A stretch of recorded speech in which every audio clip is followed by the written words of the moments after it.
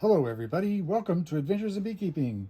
I have been busy making feeder shims, and this is a feeder shim, and there are tons of uses for it, and one of the major things is feeding your bees in the winter, and it is 1.5 inches tall, and then it fits exactly the same size as your box, your brood box. In this case, it's a 10 frame. It's made for a 10 frame brood box. And what you do is you stick this above your brood box, and then you put your sugar or your pollen patty or whatever in here, and then you put your inner cover, and then your quilt box, and then your telescoping cover, whatever. So I'm going to show you my plans and how I make these really quickly.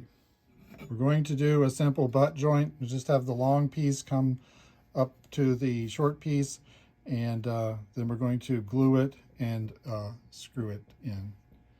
Now the measurements are, for the long piece, 18 3/8, and for the short piece, 16 1/4. Of course, 16 1/4 is the width of a 10 frame box. And then 18 3/8 is 1.5 inch shorter than the length of a 10 frame box.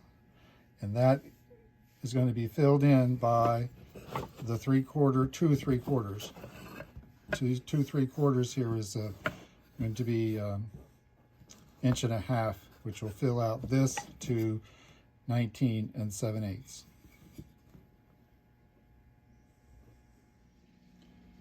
So we want these boxes to have square corners.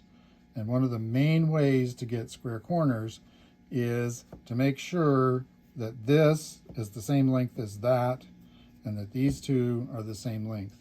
And the way that you do that on your saw is you put a stop on your saw and then cut both of these pieces using the stop.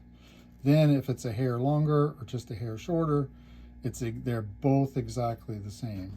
Another way to make sure your corners are square is to go ahead and use a square clamp. And what I'm doing here is going to hold this up like this, and I'm going to make sure that that edge is perfect right there, and I'm going to tighten this down. Okay, and then I'm going to do the exact same thing with my other long one with another corner clamp. I'm going to put that in there, and I'll make sure that that's perfectly up to the edge, like that, and then clamp that down. And then next thing I'm going to do is I'm going to take my 16 1/4 inch piece, and I'm going to put glue on it, just like that. And glue onto the other side like this. And it's okay to have extra. And then I'm going to put that right here in the clamp, and I make sure that it's tight on the bottom of the clamp, and I'm going to make sure that edge is perfectly flat. I'm going to clamp that down. And since I've already got glue on it, I'm going to go ahead and do the same thing over here. I'm going to make sure that that outside edge, I'm going to hold it up. The reason I'm holding it up is so that this piece is flat against here. So I'm going to make sure that it's exactly that edge. Got a little bit of glue. Make sure that edge is perfect, and then clamp this down.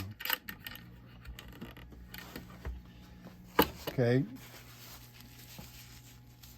Next thing I'm going to do is I'm going to take this drill. It has a countersink bit in it, and I'm going to drill a hole, and then this little thing is going to countersink, and I'm going to use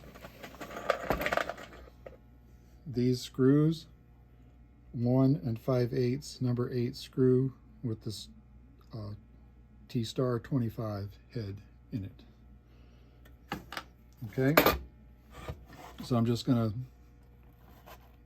point here and drill, and then point and drill. over here, the exact same thing.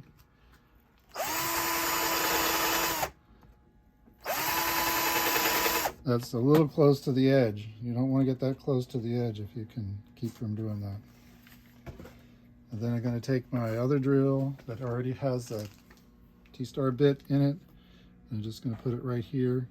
Also notice on this drill, it has a torque limiter, and I've got it set just to like maybe number 2 of the torque limiter. It goes all the way up to 20 or even to drill, but I've got it set at 2 because this is really soft pine and I don't want to split everything out. Now you'll hear the torque limiter kick in when it does that zzz.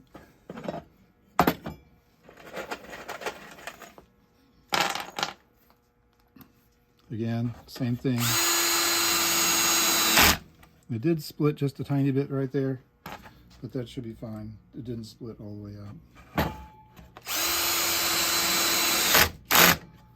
And then this one, I'm afraid it's going to split out, so I'm going to just go close. Yep, that one worked out. Okay.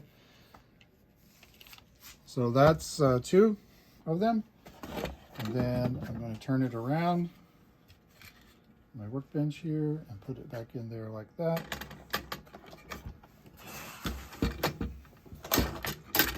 And do the exact same thing with another corner clamp. Line it up perfectly here. Tighten it down. Now this corner clamp is just a little bit different and it's broken and a bunch of stuff. So I do the best to line it up the best I can here to line it up.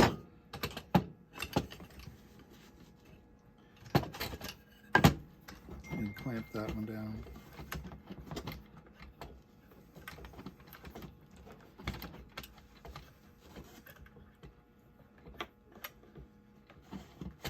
And then next, take my other 16¼ inch piece and you're going to put glue on it, both sides.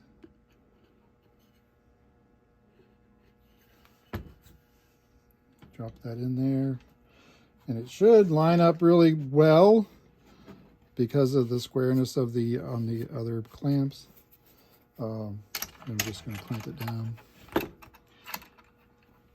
It didn't line up perfectly, so we do have to like just give it a little press here, and then we're going to just line it up, clamp it down.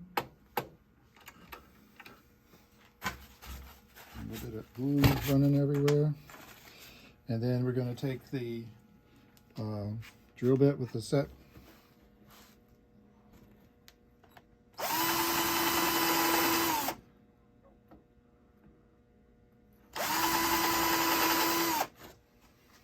We use Tight Bond 3.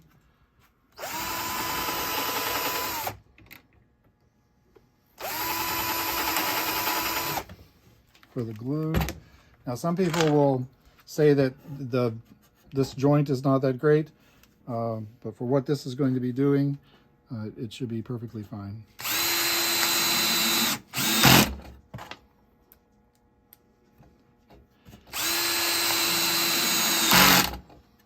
I use these for all kinds of things.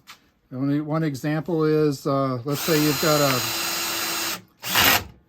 find a queen cell on the bottom of a frame and you're moving that to another box. Well, if you put that in another box on the bottom board, right on the bottom board, then that queen cell is going to get broken. So you can just put this in and that'll be a little bit of lift for the bottom. Wait for the queen to come out and then take this out. Another thing that you can do with these is you can use this as part of a bottom board. Let's say you don't have a bottom board, but you got a piece of plywood. You can drill a hole in here and just let that be your bottom board. This will be your, put this on your plywood, drill a hole here, and that'll be their entrance. Another way to use this is an upper entrance. And drill a hole here and then put this on top and allow the bees to have an upper entrance. So there's all kinds of things you can do with this 1.5 inch, what we call a feeder shim.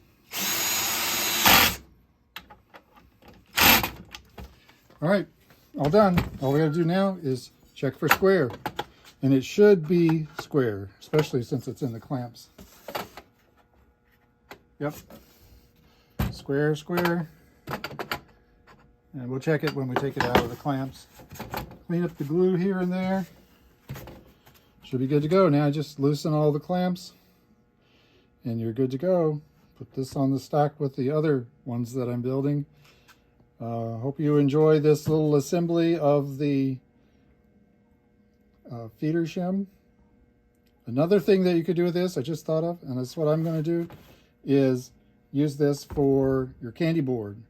So you can put say a wire mesh on the bottom of this and pour your candy in here, or your sugar brick or whatever, and then you'll have this whole thing full of sugar for your bees for the winter. I'm sure there's other uses that I haven't thought of, but thanks for watching. God bless and have a great day.